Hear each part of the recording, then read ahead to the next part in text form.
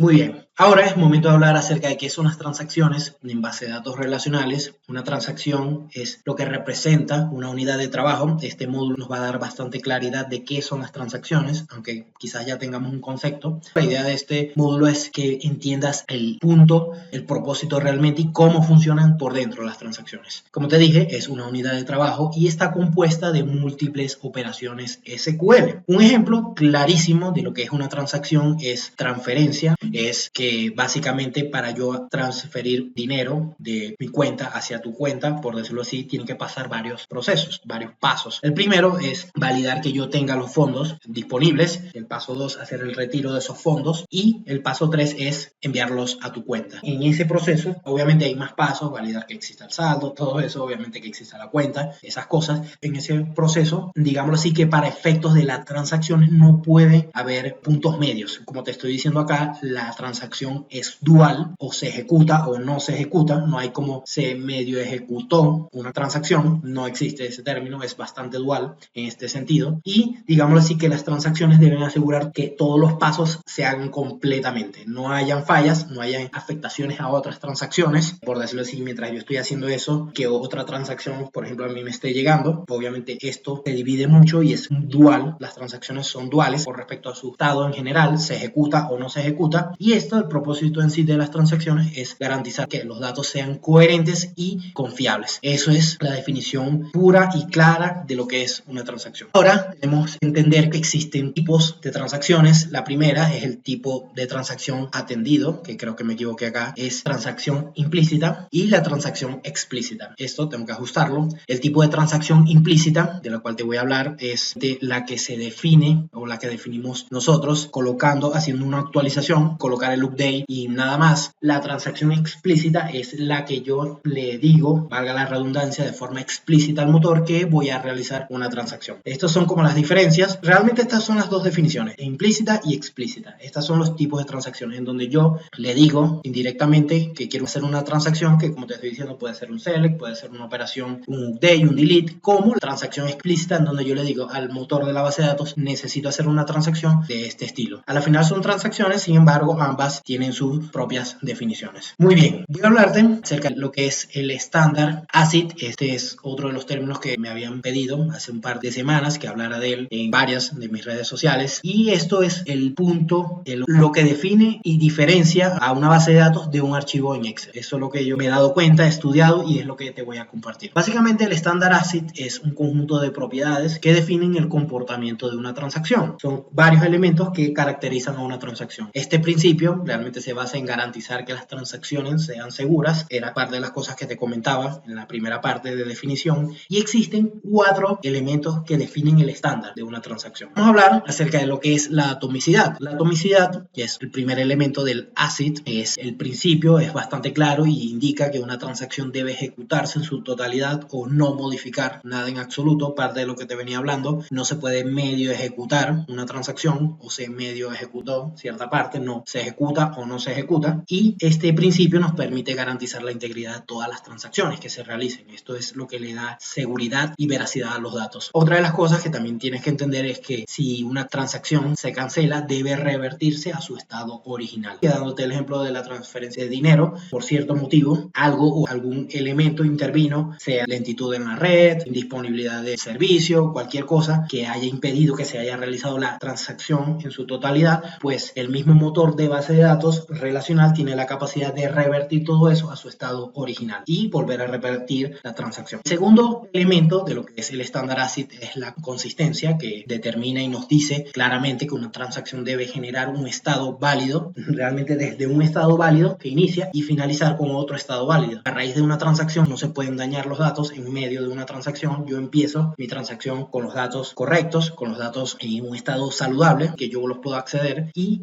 genero la transacción y genero otro estado saludable. Es un poco ambiguo realmente el concepto. La idea de esto es que entiendas que las bases de datos trabajan de esta forma. Él toma un valor, él identifica mi registro dentro de la tabla empleados. Estos registros están completos, están bien, están correctos, y yo voy a hacer una actualización sobre ese registro. Al final yo debo generar que los datos siguen permaneciendo válidos. Eso es la consistencia. Obviamente, en este caso también debe considerarse que la consistencia debe estar ajustada a las restricciones de la base de datos. Estoy hablando de las claves primarias, de las claves foráneas, de las claves únicas. La consistencia debe basarse en las reglas o las restricciones que tengan ciertas tablas, y obviamente lo que brinda este principio es que los cambios que se hayan realizado se hayan aplicado correctamente. Esa es la consistencia. El tercer elemento es el aislamiento, lo que se llama también como el isolation. En algunos libros lo vas a ver y en artículos lo vas a ver descrito de esta forma, y este principio es muy básico y claro y exacto, en donde nos dice que una transacción debe ejecutarse de una forma independiente. Esto, por decirlo así, en un entorno donde hay múltiples transacciones por segundo, este principio es muy radical en ese sentido, porque debe asegurarnos que cada transacción se ejecute de forma independiente, sin afectar los cambios que se realicen en otra transacción. Como te estaba explicando, si yo estoy haciendo una transacción de envío de dinero, por ejemplo, a tu cuenta, mediante esa transacción estoy haciendo un procesamiento. Sin embargo, en paralelo yo también puedo estar recibiendo una transacción, y ambas transacciones no pueden afectarse, puede haber interferencia en ninguna de ellas. Ambas tienen que ser independientes y no afectar una a la otra. Obviamente, pues esto es lo que nos garantiza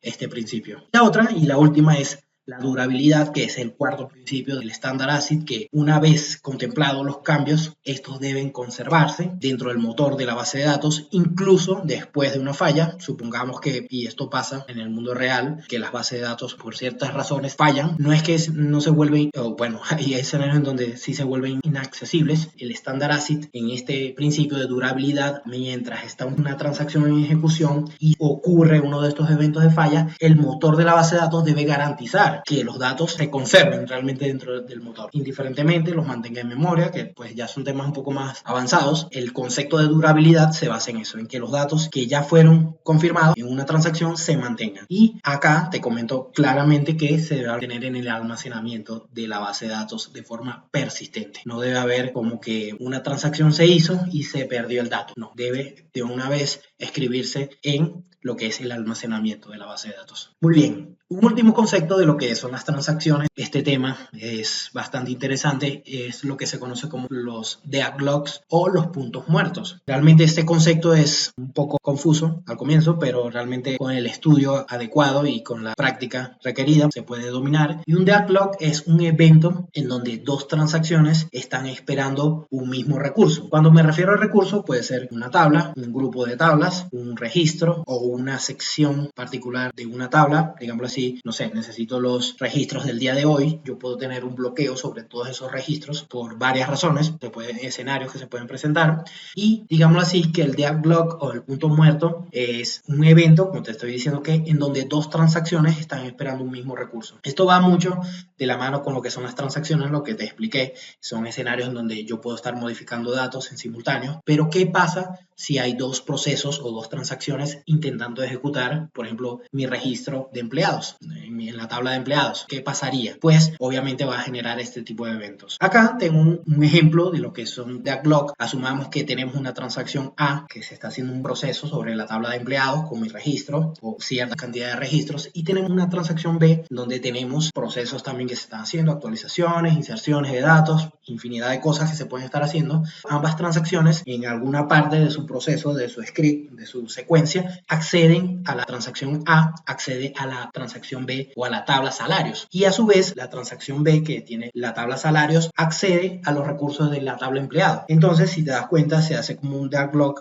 Realmente ese es el concepto, un punto muerto en donde dos transacciones se cruzan, lo que yo llamo que se abrazan, por decirlo así. Estos eventos se presentan, eso es parte de la realidad, y son de las cosas que debemos evitar como desarrolladores. Cuando hay una base de datos en donde se presenta mucho de este tipo de eventos, no es lo recomendable. Hay que realizar ciertas cosas a nivel de administración y otros temas. Algo que podemos tener a nuestro favor es que algunos RDBMS pueden detectar y cancelar esas transacciones. De esas dos transacciones, pues el mismo motor está monitoreando ambas y puede determinar, no, necesitamos cerrar esta transacción para que la otra pueda terminar su proceso. Esto es un concepto bastante útil, te va a ahorrar tiempo, créeme, si vas empezando en este ámbito, el entender las transacciones y lo que son los puntos muertos, pues te va a ahorrar mucho tiempo. Se requiere más capacitación, estudiar más, analizar otros entornos u otros escenarios. Este concepto espero que te haya sido de bastante utilidad.